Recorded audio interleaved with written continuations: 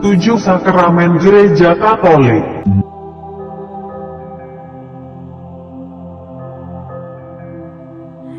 Yang pertama, sakramen pembaptisan merupakan sakramen yang pertama kali umat Katolik terima sebelum mereka menerima sakramen-sakramen lain. Dan pada saat penerimaan sakramen baptis, kita diperciki air, kemudian diolesi minyak, serta diberikan putih dan lilin bernyala. Hal tersebut merupakan lambang bahwa kita telah dibersihkan dari dosa asal dan siap menjadi terang dengan sesama. Dengan menerima sakramen baptis, kita telah diangkat menjadi anak Allah dan digabungkan dengan gereja yang menjadikan kita anggota tubuh Kristus, serta siap diutus untuk berbuat baik dengan sesama. Pembaptisan ini hanya dapat diterima satu kali saja untuk selamanya, namun meninggalkan material, rohani yang tidak dapat dihapuskan. 2. Sakramen penguatan atau sakramen krisma. Sakramen krisma juga disebut dengan sakramen kedewasaan, yang merupakan upacara suci yang menandakan atau yang membuktikan bahwa Allah masih mencintai dan memelihara umatnya dengan cara mendidik dan membina sampai menjadi dewasa dan siap untuk diutus menjadi imam, nabi, serta raja. Di dalam menerima sakramen-sakramen krisma ini, umat Katolik menerima kepenuhan Roh Kudus yang menjadikan umat Katolik menjadi lebih dewasa secara rohani dan menjadikannya saksi-saksi Kristus yang memiliki rasa tanggung jawab. Sakramen krisma ini hanya diterima sekali seumur hidup bagi semua orang. Yang ketiga, sakramen Ekaristi. Ekaristi dalam gereja Katolik adalah perayaan misa, liturgi Ekaristis.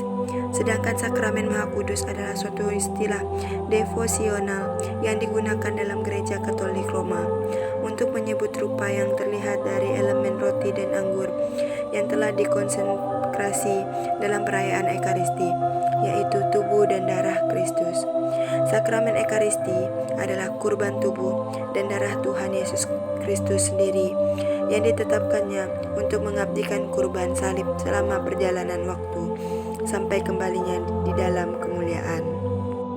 Yang keempat, sakramen tobat atau sakramen pengakuan dosa atau juga disebut dengan sakramen rekonsiliasi adalah salah satu dari 7 sakramen dalam gereja Katolik yang disebut juga dengan misteri dalam gereja Timur, yang dimana penerimaannya memperoleh belas kasih Allah berupa pengampunan dosa yang diakui dan disesalinya.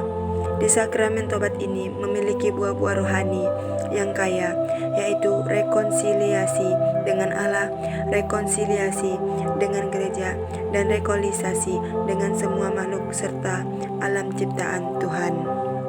Kelima, sakramen perkawinan atau sakramen pernikahan adalah suatu perjanjian antara seorang laki-laki dan seorang perempuan untuk membantu persamaan hidup. Di dalam ajaran Katolik, perkawinan merupakan sebuah sakramen, yaitu tanda cinta kasih Tuhan kepada manusia. Sakramen perkawinan ini memiliki arti, yaitu perjanjian antara laki-laki dan perempuan untuk membentuk kehidupan bersama. Sakramen ini merupakan upacara pemberkatan bagi pasangan yang sama-sama telah dibaptis dan akan disempurnakan dengan persetubuhan. Keenam, sakramen imamat. Sakramen imamat adalah sakramen yang dengannya seorang dijadikan uskup, imam, atau diakon, sehingga penerimaan sakramen ini dibaktikan sebagai citra Kristus atau disebut dengan in personam Christi. Tujuan sakramen imamat yaitu memberikan rahmat Roh Kudus untuk melaksanakan misi mereka yang ditabiskan. Ketujuh, sakramen pengurapan orang sakit. Sakramen ini adalah sakramen penyembuhan yang kedua. Dalam sakramen ini, seorang imam mengurapi orang yang sakit dengan minyak yang khusus diberkati untuk upacara. Sakramen ini juga disebut dengan sakramen dalam tradisi gereja barat. Sakramen ini diberikan hanya bagi orang-orang yang berada dalam sakratul maut, sehingga dikenal dengan sebutan pengurapan terakhir, yang dilayankan sebagai salah satu dari ritus-ritus terakhir.